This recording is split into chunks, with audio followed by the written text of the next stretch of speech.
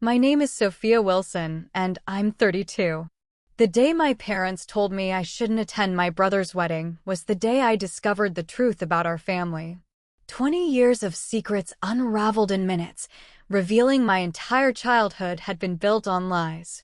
I never imagined my revenge would come through a manila envelope containing documents that would bring my family's carefully constructed world crashing down around them. Before I continue with my story, I'd love to know where you're watching from. Drop your location in the comments below. If this family drama already has you hooked, hit that like button and subscribe for more real-life revenge stories like mine. Trust me, when you hear how karma finally caught up to my family, you'll want to stick around for the whole journey. Growing up, the Wilsons appeared to be the quintessential American family. My father, Richard, was a respected cardiothoracic surgeon at Boston Memorial Hospital, while my mother, Eleanor, managed the Wilson Family Foundation, a charitable organization supporting underprivileged children. My brother, James, 3 years my senior, was the golden child, handsome, charismatic, and following in our father's footsteps at Harvard Medical School. Then there was me, Sophia Wilson, forever living in my brother's shadow. While James received praise for every achievement, my accomplishments seemed to evaporate into thin air. When I made the debate team, my parents nodded politely. When I graduated with honors in journalism from Northwestern, they commented that it wasn't exactly medical school. Our family dynamic was clear. James was the star, and I was the supporting character. Our Beacon Hill brownstone was the setting for extravagant dinner parties where Boston's elite gathered to discuss politics, philanthropy, and their Ivy League children. These events were carefully orchestrated performances where my parents showcased their perfect family. James would entertain guests with stories about medical school, while I was instructed to serve drinks and smile. My mother would whisper harshly, "Stand up straight, Sophia," or "That outfit is too casual for this evening," ensuring I knew my place in the hierarchy of importance. The pinnacle of these performances occurred annually at the Wilson Family Foundation Gala. Each year, I watched as my parents and James took center stage, posing for photographs and accepting accolades for their charitable work. I would stand in the background, the forgotten Wilson, smiling through the pain of invisibility. Despite the emotional neglect, I pursued my passion for investigative journalism, securing a position at the Boston Investigator, a respected newspaper known for exposing corruption. My colleagues respected my tenacity and eye for detail, qualities my family never acknowledged. My editor, Miranda Jacobs, became the mentor and supporter I never had at home, encouraging me to dig deeper and push boundaries in my reporting. By age 30, I had established myself as one of Boston's promising journalists, publishing exposés on political corruption and corporate malfeasance. Yet at family gatherings, my parents would dismiss my career as that writing hobby, while fawning over James's latest medical achievement. The contrast between my professional recognition and family dismissal created a cognitive dissonance that followed me like a shadow. James wasn't deliberately cruel. He simply accepted the adoration as his birthright. Our relationship was cordial but distant, marked by superficial conversations at mandatory family events. He would occasionally acknowledge my achievements with a quick, "Good job, sis," before redirecting the conversation to his latest surgical procedure. The catalyst for change arrived unexpectedly in the form of Claire Bennett, James's fiancée. A pediatric oncologist with kind eyes and a genuine smile, Claire was the first person in the Wilson orbit who seemed genuinely interested in my life and work. During her first Christmas with our family, she asked thoughtful questions about my investigative pieces, while everyone else discussed James's recent promotion.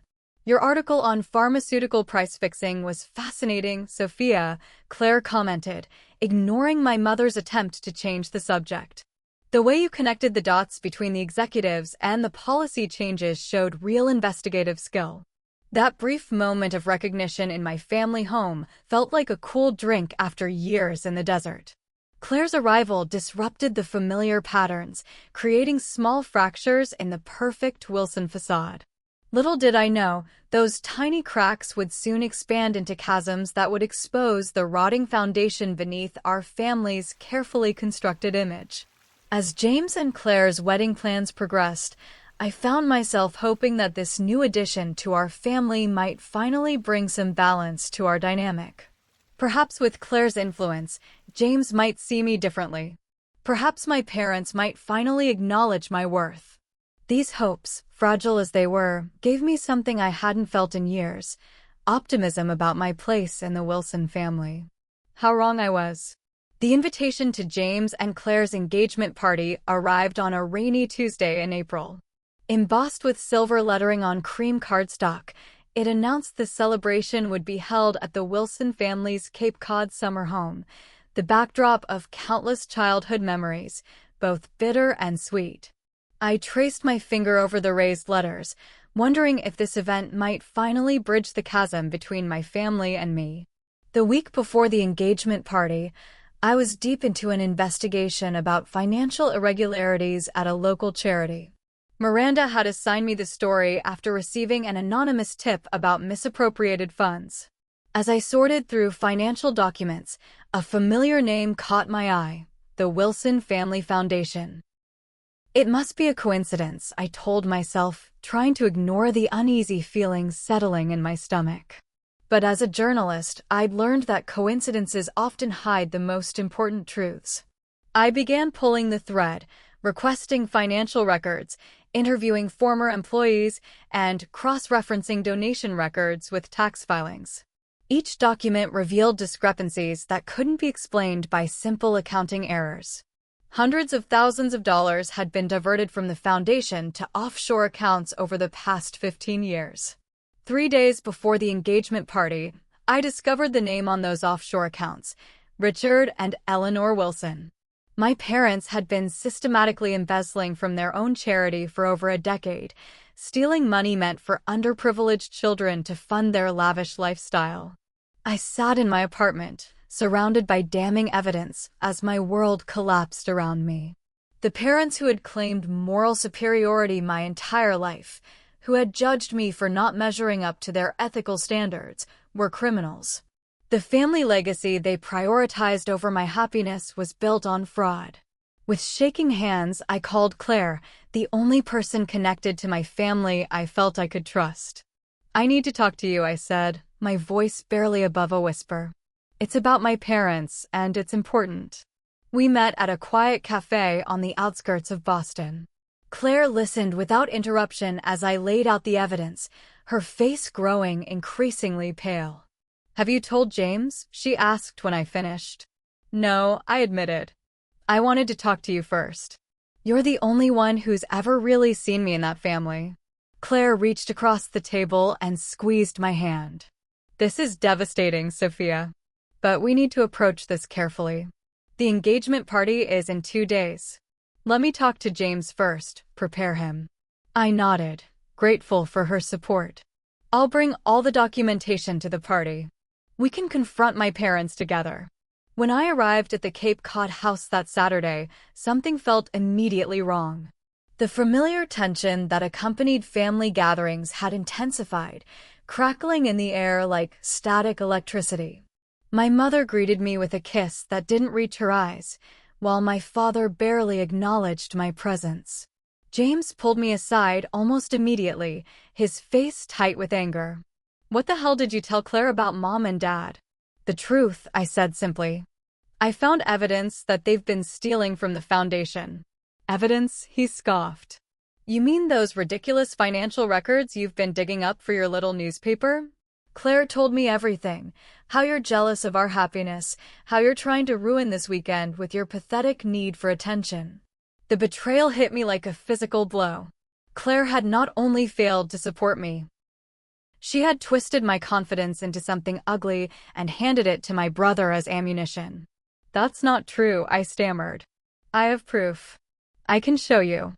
"Enough," James hissed. "You've always been like this, Sophia. Always trying to be the center of attention, always resentful of my success. But this time, you've gone too far. My parents approached, their faces masks of disappointment and anger.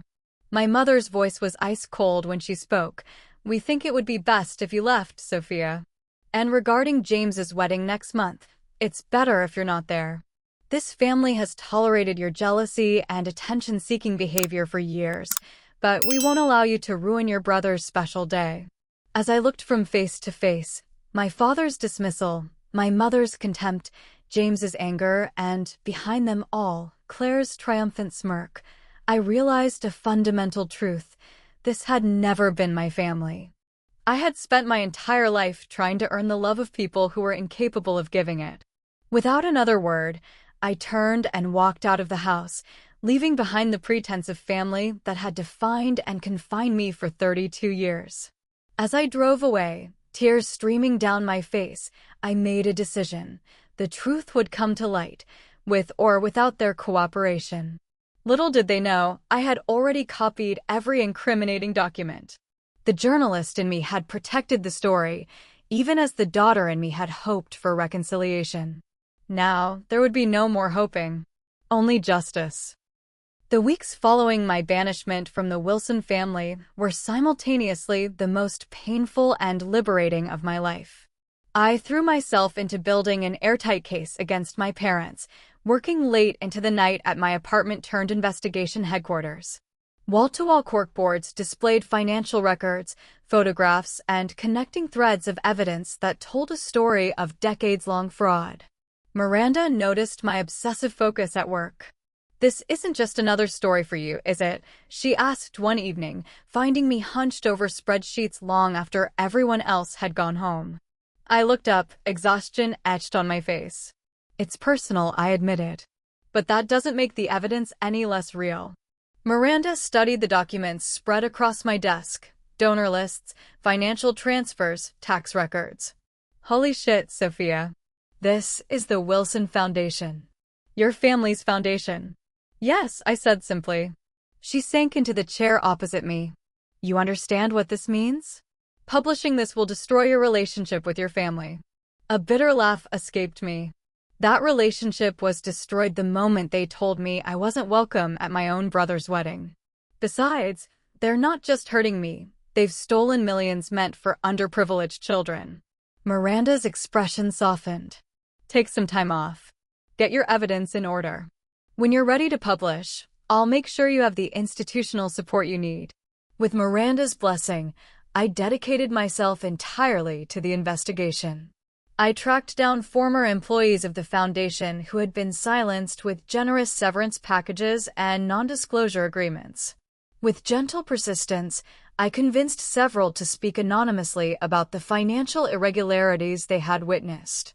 Mrs. Wilson would come into the office and demand checks be written for special projects, one former accountant told me, voice trembling even years later. When I asked for documentation, she said it wasn't my place to question her. I was fired the following week. Another source, a former board member, provided internal memos showing my father had unilaterally approved transfers to investment accounts that didn't appear in the foundation's official records. I raised concerns at a board meeting, she explained. The next day, Richard called and reminded me that my husband's medical practice relied heavily on referrals from physicians at his hospital. I resigned from the board immediately. Each testimony reinforced what the paper trail had already told me. My parents had systematically abused their position of trust, using charity funds to support their lavish lifestyle while cultivating an image as Boston's most generous philanthropists. Meanwhile, wedding preparations continued without me. Through social media and mutual acquaintances, I learned that James and Claire's wedding would be the social event of the season. 500 guests would gather at St. Thomas Cathedral, followed by a reception at the Boston Harbor Hotel. Boston Magazine was planning a feature spread, celebrating the union of two of medicine's brightest stars. The knowledge that I would be conspicuously absent from these celebrations no longer hurt as it once might have. Instead, I channeled my energy into ensuring the truth would emerge at precisely the right moment. 2 weeks before the wedding, I received an unexpected call from Claire. "Sophia, please don't hang up," she said quickly. "I need to explain." "Explain what?" I asked coldly. "How you betrayed my confidence. Or how you lied to my brother about my motives." "I had no choice," she insisted, her voice quavering. "When I told James what you'd discovered, he immediately called your parents. They threatened to withdraw financial support for our new pediatric oncology wing if I supported your delusions. Millions of dollars for sick children, Sophia. What was I supposed to do?" The manipulation was so familiar it almost made me laugh. Of course my parents would use charity as a shield. They'd been doing it for years. "You could have told the truth," I said quietly. "You could have stood by me." "Please," Claire begged, "just leave it alone until after the wedding. For James's sake. He doesn't deserve to have his special day ruined." I thought about my brother, golden, perfect James, who had stood by silently while our parents banished me, who had never once in 32 years used his favored position to advocate for me. "Everyone deserves the truth, Claire," I replied. "Even James. Especially James." I hung up and returned to my work, more determined than ever. The next morning, I received an envelope containing my parents' wedding invitation with "uninvited" scrawled across it in my mother's elegant handwriting, a final, petty attempt to hurt me. Instead, it only confirmed I was on the right path. As the wedding approached, I finalized my evidence and prepared the article that would expose the Wilson Family Foundation scandal to the world.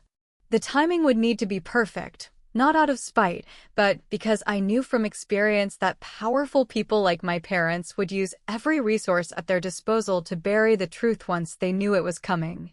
The night before the wedding, I sat alone in my apartment, surrounded by the evidence of my family's crimes. Tomorrow would change everything, not just for me, but for my parents, for James, for the foundation, and for all the children who had been deprived of the support they deserved. I took a deep breath and sent the final draft to Miranda with a simple message: "I'm ready." The morning of James and Claire's wedding dawned bright and clear, the kind of perfect September day that wedding planners dream about. From my apartment window, I could see the Boston skyline sparkling in the distance, unaware of the storm I was about to unleash. Miranda had called the previous night after reviewing my article and supporting evidence. "This is Pulitzer-worthy work, Sophia," she had said, her voice a mixture of pride and concern. "But are you absolutely certain you want to publish this today? There's no going back." "The timing isn't about revenge," I had explained, though part of me wondered if that was entirely true. "Once my parents know this is coming, they'll liquidate accounts, destroy evidence, and call in every favor from Boston's elite to discredit me. Today, they'll be surrounded by witnesses, including journalists covering the social event of the season. It's our best chance to ensure the truth sticks."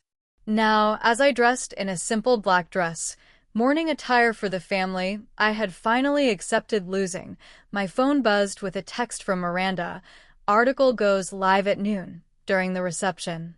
Editor-in-chief has signed off. We've notified the DA's office as discussed. Are you sure you don't want someone to accompany you?" I texted back, "This is something I need to do alone."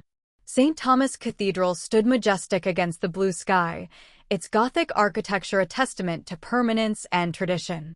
Guests in designer attire streamed through its massive wooden doors, unaware they were about to witness something far more dramatic than a wedding. I slipped in through a side entrance, knowing the layout of the cathedral from countless Wilson family Christmas services. Finding a shadowed alcove with a clear view of the altar, I waited as the cathedral filled with Boston's elite, hospital administrators, foundation donors, political figures, all connected to the Wilson sphere of influence. The string quartet began playing Pachelbel's canon, signaling the ceremony was about to begin. My father walked my mother down the aisle, both resplendent in designer attire purchased, no doubt, with diverted charity funds. They beamed with pride and self-satisfaction, secure in their position at the top of Boston society. James stood at the altar, handsome in his tuxedo, the golden child about to complete another perfect milestone.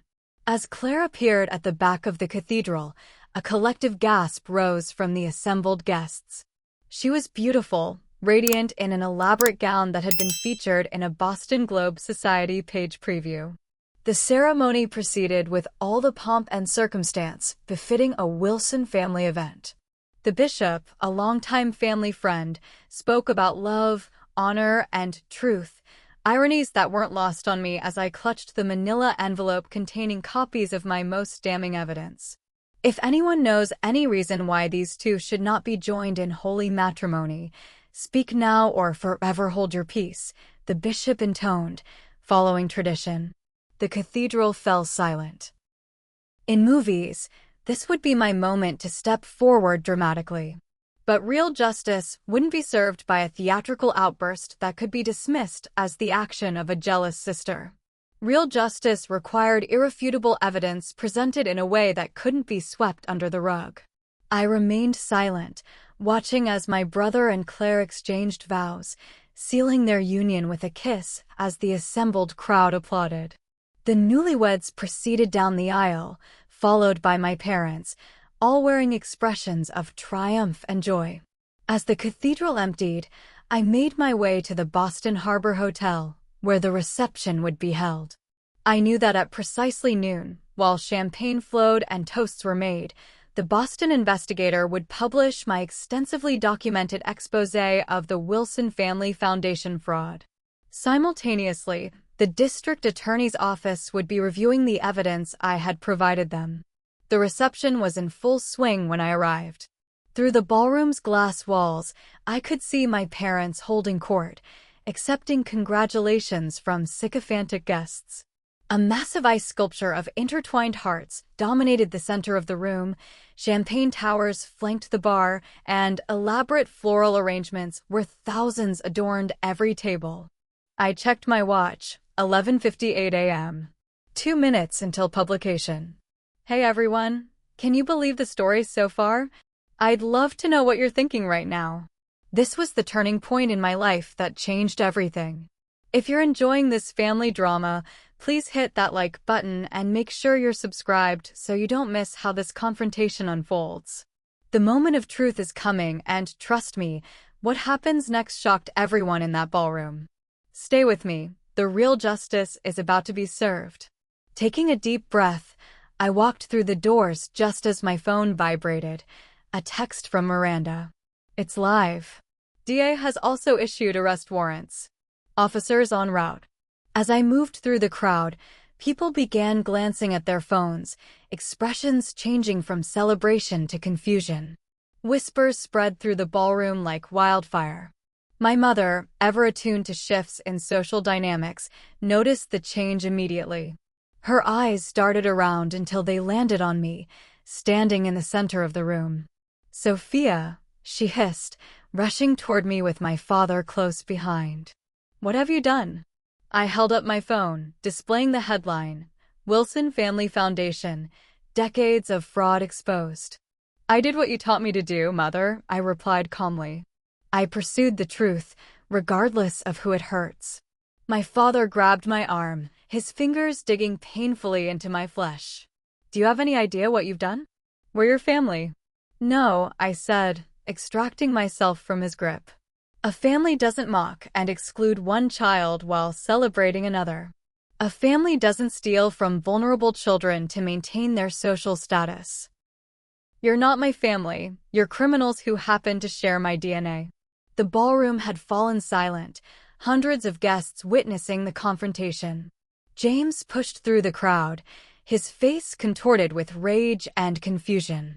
What the hell is going on? He demanded, looking between me and our parents.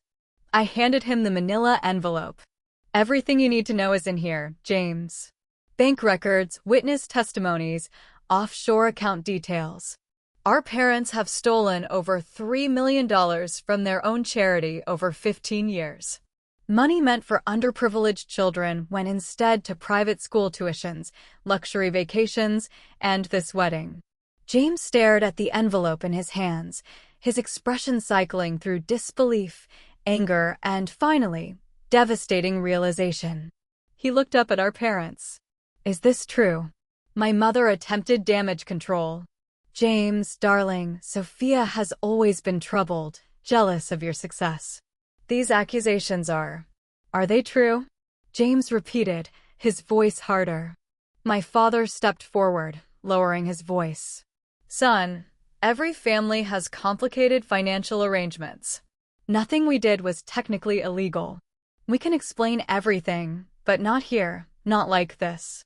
The double doors of the ballroom burst open as several police officers entered, accompanied by a woman in a suit who I recognized as Assistant District Attorney Melissa Chen. Richard and Eleanor Wilson, she called out. I have warrants for your arrest on charges of fraud, embezzlement, tax evasion, and misappropriation of charitable funds. Gasps and murmurs erupted throughout the ballroom. Phones were raised, capturing the moment Boston's philanthropic icons were read their rights in the middle of their son's wedding reception. My mother's face, usually so controlled, crumpled in rage and humiliation. You ungrateful child, she spat at me as an officer handcuffed her. After everything we've done for you. You've done nothing for me, I replied steadily. But those children your foundation was supposed to help? They'll finally get justice. As my parents were led away, the perfect Wilson family facade crumbled completely. Guests began streaming out of the ballroom, eager to distance themselves from the scandal. James stood motionless, still clutching the envelope, his wedding day transformed into a public humiliation. Claire approached me, her eyes wide with shock. You couldn't have waited just one day? You had to destroy his wedding. I didn't destroy anything, I said quietly. The foundation was built on lies. This marriage was celebrated with stolen money. The destruction happened long before today. I just exposed it. James looked up from the documents, his face ashen. You tried to tell me. Weeks ago, you tried to show me this evidence, and I wouldn't listen. You never listened, James. None of you ever did. For the first time in our lives, my brother looked at me, really looked at me, without the filter of our parents' favoritism. What happens now? He asked, his voice small. I glanced around at the opulent reception, paid for with money stolen from children who had nothing. Now the truth comes out. All of it. And we all live with the consequences of our choices. As I turned to leave, cameras flashed and reporters who had been covering the society wedding clamored for my attention. The story had already transcended family drama. It was now a major scandal involving Boston's elite. Outside the hotel, I took my first deep breath as a truly free woman, free from the burden of seeking approval from people who were never worthy of my respect. The revenge I had orchestrated wasn't just for me, it was for every child who had been denied help because my parents diverted funds to maintain their lavish lifestyle. It was justice, served cold on what should have been the warmest day in the Wilson family calendar. The days following the Wilson wedding scandal unfolded like scenes from a TV drama. My parents' arrests dominated local news cycles, their perp walk footage playing on every channel. The Boston Investigator's website crashed from the traffic surge as people rushed to read my exposé. Within 48 hours, the story had been picked up by national outlets, transforming a local scandal into a nationwide conversation about philanthropic fraud. I received dozens of interview requests, which I declined. This wasn't about making myself the center of attention, it was about accountability. Miranda handled press inquiries professionally, stating only that the Boston Investigator stood by its reporting and that all evidence had been thoroughly verified. 3 days after the wedding, I was working late at my apartment when someone knocked on my door. Through the peephole, I saw James, looking disheveled and exhausted. I hesitated before opening the door. What do you want? He held up a bottle of whiskey. To talk. Maybe to understand. Against my better judgment, I let him in. He sat heavily on my couch, the weight of recent events visible in the slump of his shoulders. Claire's gone, he said flatly. She left yesterday. Said she couldn't handle the scandal, that it would hurt her medical career to be associated with the Wilson name now. I'm sorry, I said, surprised to find I meant it. James poured whiskey into 2 glasses I'd set out. Are you? You destroyed our family in one day. Our family was already destroyed, I replied. You just couldn't see it because you were the only one they valued. He flinched as if I'd struck him. I knew they favored me. I always knew. But I thought they were good people who just struggled to connect with you. I never imagined they were criminals. That's the problem, James. You never looked beyond the narrative they created. You accepted their version of reality because it benefited you. We sat in silence, sipping whiskey as years of unspoken truths hung between us. The foundation is finished, James finally said. The board dissolved it yesterday. All remaining legitimate assets will be distributed to other children's charities. Good. My position at the hospital is under review. Turns out, having parents arrested for stealing from sick children doesn't inspire confidence in patients. I didn't offer sympathy. James had benefited from our parents' crimes, whether he knew it or not. His prestigious education, his connections, his perfect wedding, all funded partially by diverted charity funds. Did you know? He asked suddenly. Growing up, did you suspect what they were doing? I shook my head.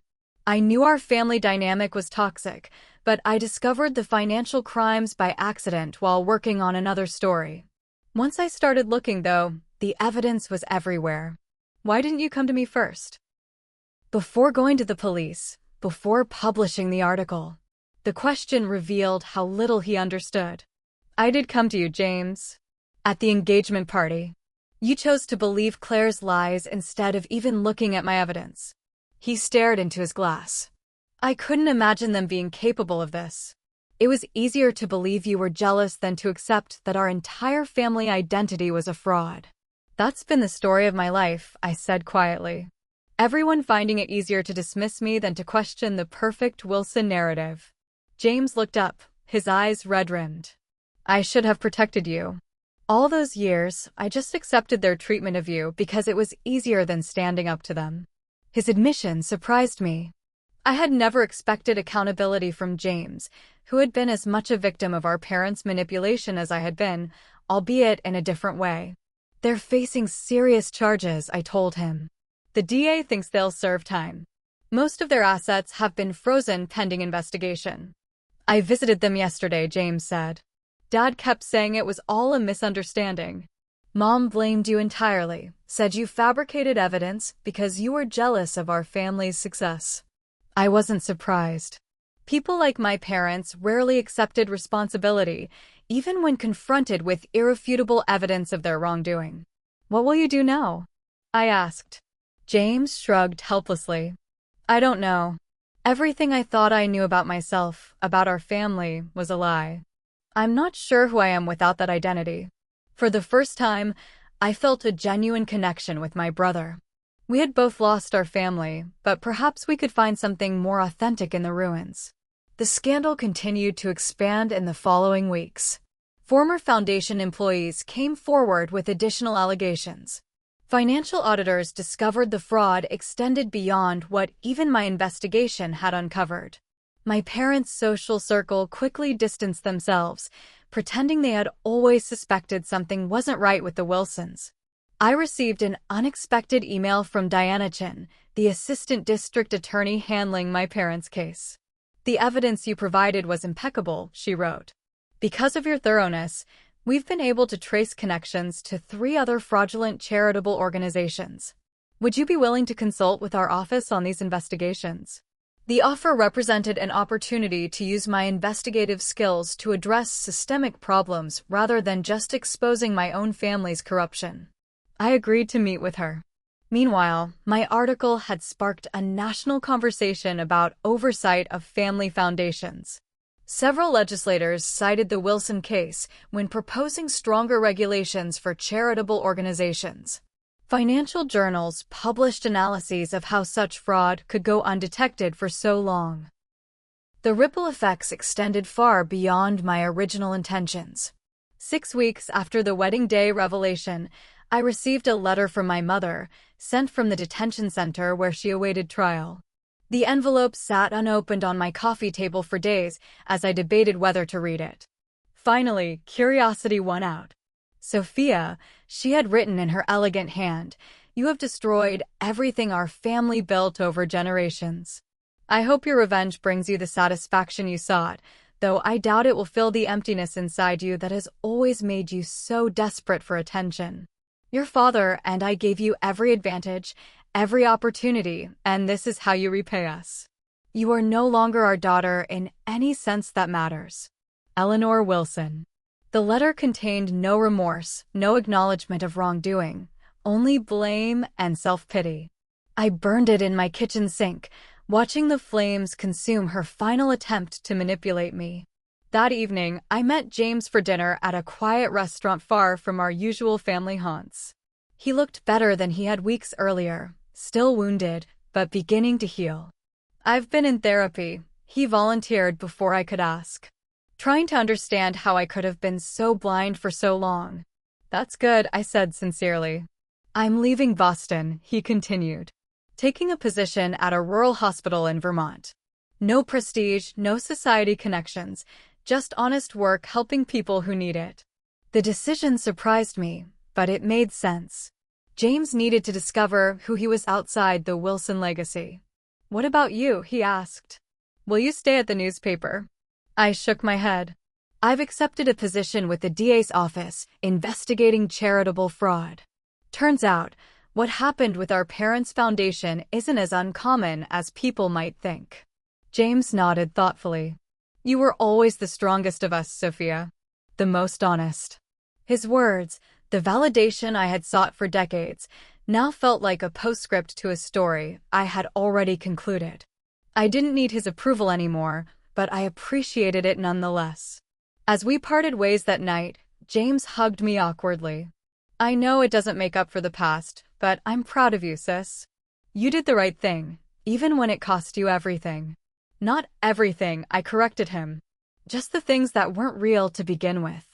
Winter descended on Boston, bringing with it the first snow and the beginning of my parents' trial.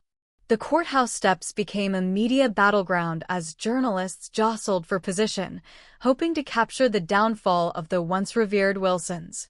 I watched from a distance, having declined to be a public face of the prosecution despite my central role in exposing their crimes. My position with the district attorney's special investigations unit gave me purpose beyond the personal vendetta that had initially driven me. Working alongside Melissa Chin, I helped build cases against 3 other fraudulent foundations with connections to my parents' scheme. The work was demanding but fulfilling, a chance to channel my investigative skills towards systemic change rather than personal justice. One frosty December morning, I received an unexpected visitor at my office, Claire, my almost sister-in-law, looking nervous and out of place among the bustling prosecutors and paralegals. "Can we talk privately?" she asked, her eyes darting around as if expecting to be recognized. I led her to a small conference room and closed the door. "What do you want, Claire?" She placed a USB drive on the table between us. "There are things you don't know, Sophia. Things I've been afraid to come forward with." "What things?" I asked cautiously. "Your mother approached me before James even proposed," Claire explained, her voice barely above a whisper. "She said the Wilson family could advance my career significantly, funding for my research, connections to hospital boards, introductions to the right donors. All I had to do was help integrate James more firmly into the family business." "The foundation," I clarified.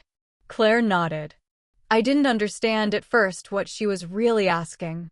By the time I realized they wanted to groom James and me to take over both the legitimate and fraudulent aspects of the foundation, I was already engaged and entangled in their world. I studied her face, looking for signs of deception. "Why are you telling me this now?"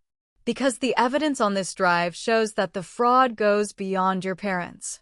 There are board members, business associates, even hospital administrators who were complicit." Her hands trembled slightly.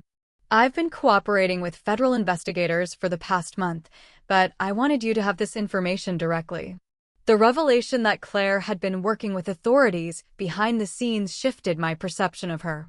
She wasn't just the woman who had betrayed my confidence.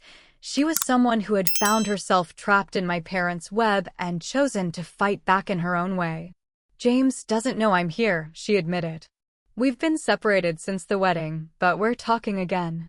He's changing, becoming his own person outside your parents' influence." I accepted the USB drive, promising to ensure the information reached the right investigators. As Claire left, she paused at the door. "For what it's worth, Sophia, I admired you from the beginning. Your strength, your independence. It's why your mother saw me as such a threat. She recognized I might become an ally to you instead of another pawn in her game."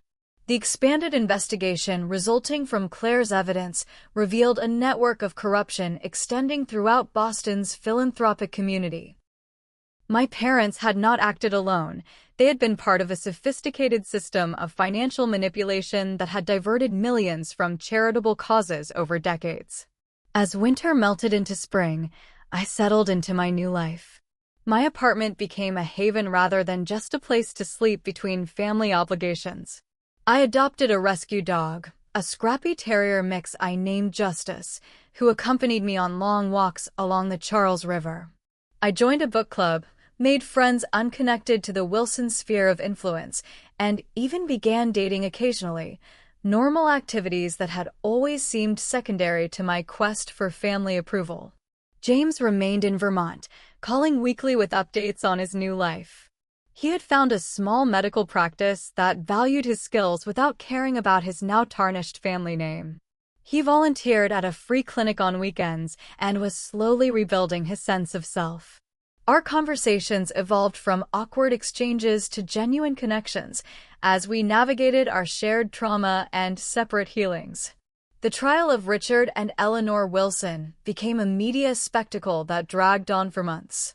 I attended only when required to testify, avoiding the circus that surrounded the proceedings. My testimony was clinical and precise, focusing on the evidence rather than the emotional devastation their actions had caused. My mother stared at me throughout my testimony, her eyes burning with hatred and blame. My father couldn't meet my gaze, his once commanding presence diminished by the orange jumpsuit and the weight of his exposed crimes. I felt nothing for them beyond a distant pity, not for their current circumstances, but for the emptiness that had driven them to value status and wealth over genuine connection and ethical behavior. In May, the verdict came down, guilty on all counts. My parents were sentenced to 12 years in federal prison, with additional financial penalties that stripped them of nearly all their assets. The judge made a point of commending the journalism that had exposed the scheme, noting that without my investigation, the fraud might have continued for another generation. Outside the courthouse, reporters shouted questions about my reaction to the sentencing. "Justice was served," I said simply before walking away, declining further comment. That evening, alone in my apartment, I allowed myself to fully process the magnitude of what had happened. The family that had defined and confined me for 32 years was irrevocably altered. The parents who had withheld love and approval would spend the next decade in prison. The brother who had accepted their favoritism was building a new life based on his own values rather than their expectations. And I was free, not just from their manipulation and emotional neglect, but from my own desperate need for their validation. In exposing their crimes, I had broken the chains that had bound me to a perpetual state of seeking approval I would never receive. A week after the sentencing, I received a letter from a young woman named Lydia Martinez. "I was a Wilson Foundation scholarship recipient for 3 years," she wrote. "When the scandal broke, I thought I would have to drop out of college. Instead, the redistribution of recovered funds means my scholarship will continue until graduation. Your courage changed my life." Her letter was the first of many. As the foundation's remaining legitimate assets were distributed to other charities and directly to beneficiaries, I heard from dozens of children and families whose lives had been positively impacted by the exposure of the fraud and the redirection of funds. Their gratitude was unexpected, I had sought justice, not accolades, but it reinforced that my actions had consequences beyond my personal vindication. 1 year after the wedding day revelation, I published a book titled The Philanthropic Facade: How Charity Became a Shield for Fraud. Part memoir, part investigative journalism, it detailed not only my family's crimes, but the larger systemic issues that allowed such fraud to flourish. The book became a bestseller and established me as an authority on charitable oversight and accountability. James flew in for my book launch, our public reunion capturing media attention.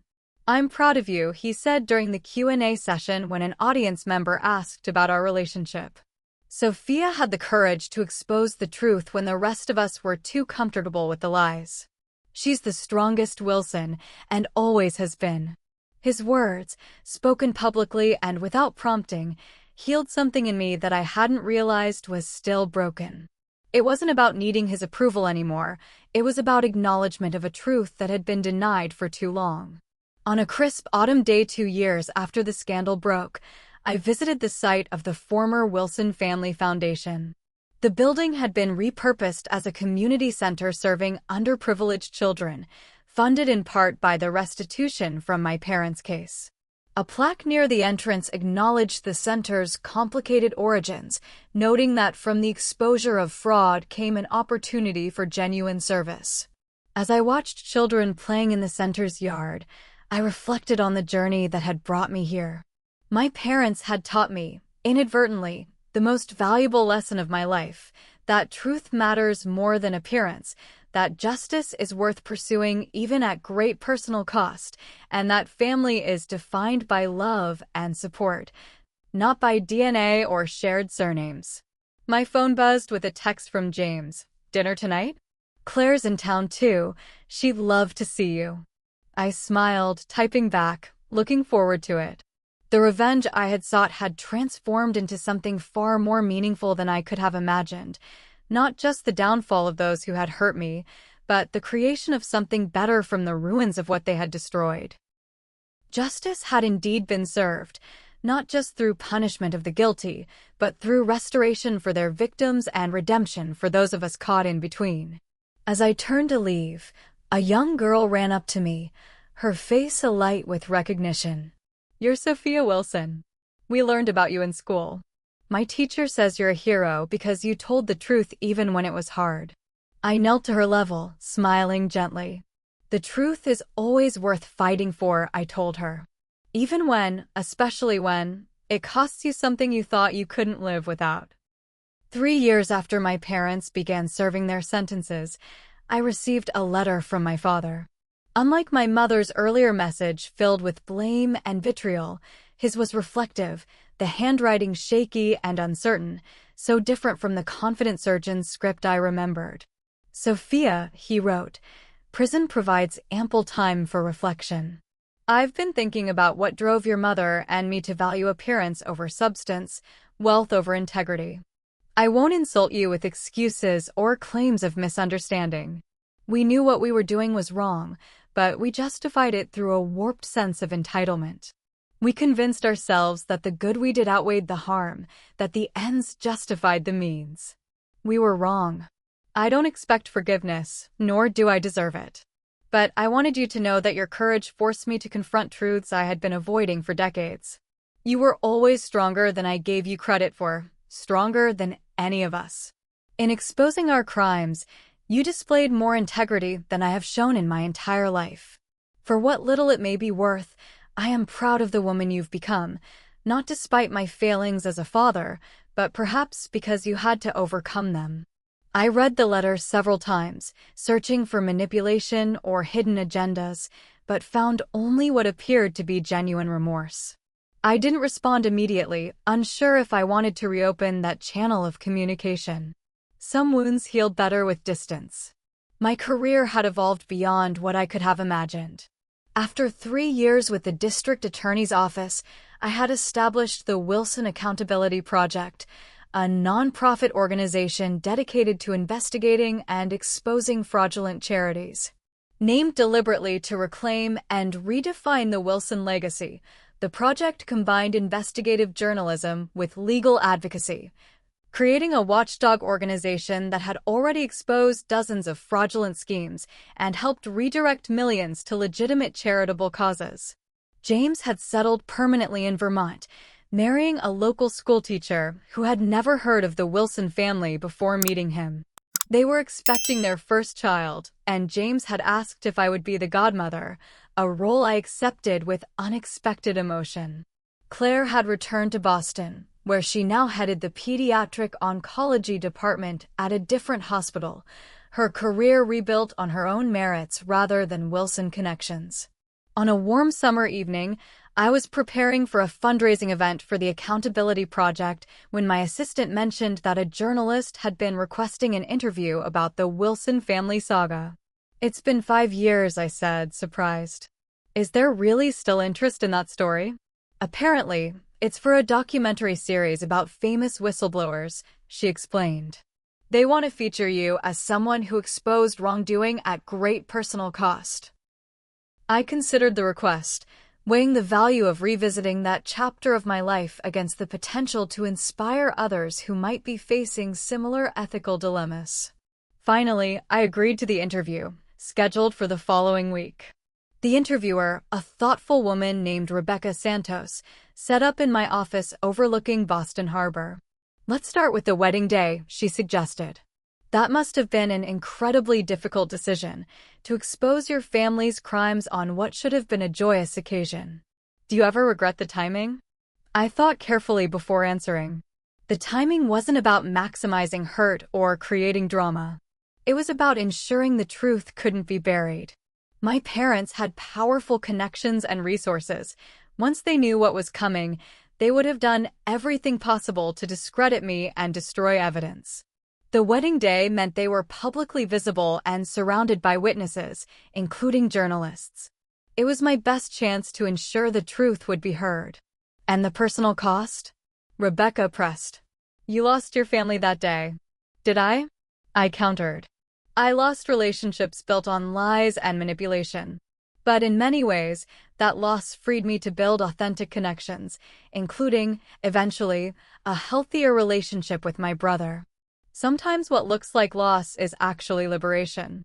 The interview continued for hours, covering not just the scandal but its aftermath, the reforms it had inspired in charitable oversight, the network of corruption it had exposed, and the lives positively impacted by the redirection of fraudulently obtained funds.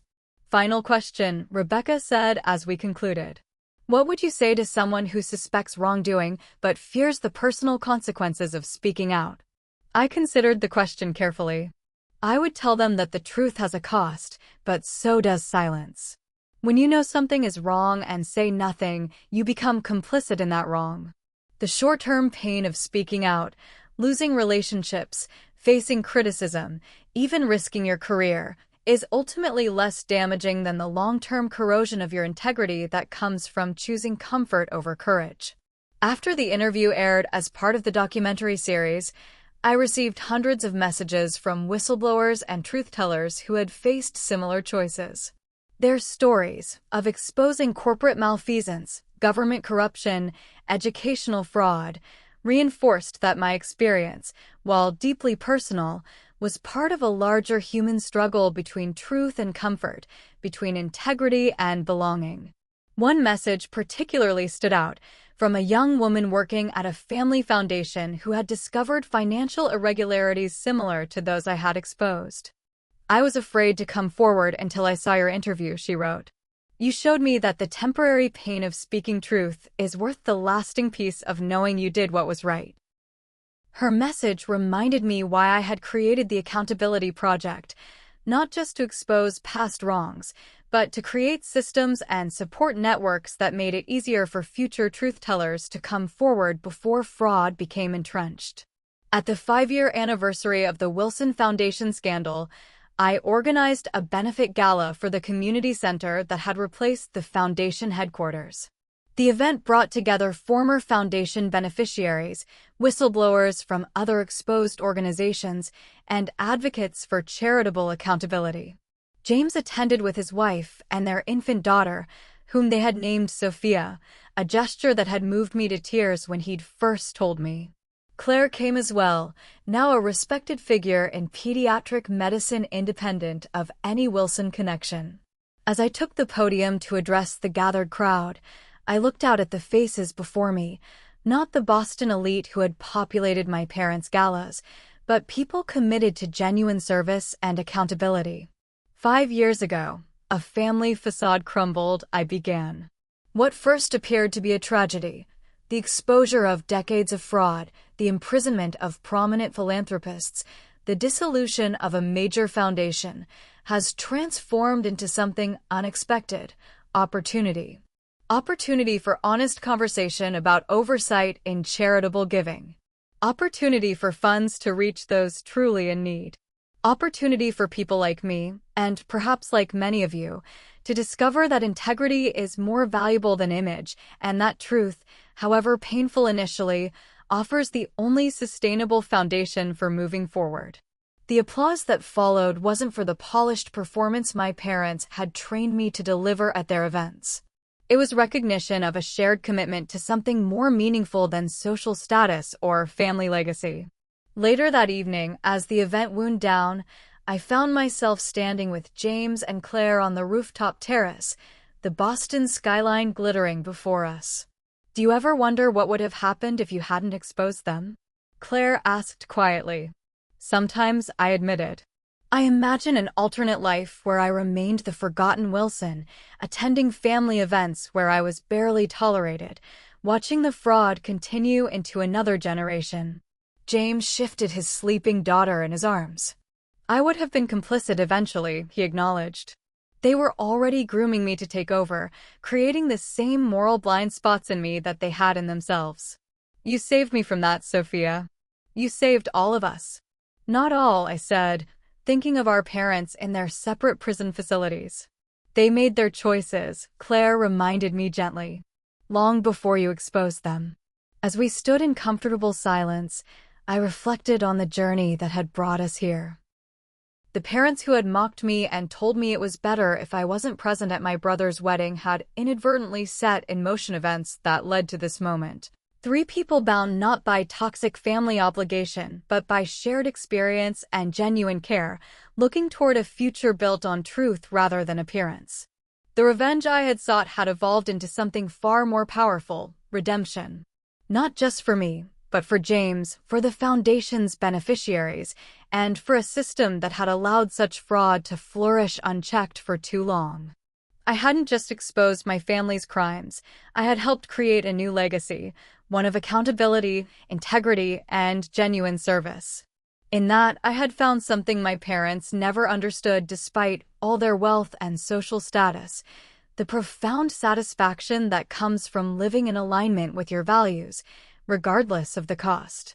As I looked out over the city where the Wilson name had once opened doors and commanded respect, I felt not bitterness for what I had lost, but gratitude for what I had found: my own voice, my own path, and the knowledge that sometimes the most powerful form of justice comes not from punishment of the guilty, but from reclaiming your own story on your own terms. Thank you all for staying with me through this entire journey. I'd love to hear your thoughts on this family drama and if you've ever experienced or witnessed karma coming back around in your own life. Has anyone else had to make difficult choices for the sake of truth and justice? Drop your stories in the comments below. If you enjoyed this video, please hit that like button, subscribe to my channel for more real-life stories, and share this with someone who might need to hear that standing up for what's right is worth it, even when it's hard. I'm so grateful for this amazing community that allows us to learn from each other's experiences. Until next time, remember that sometimes the family we choose is more important than the family we're born into.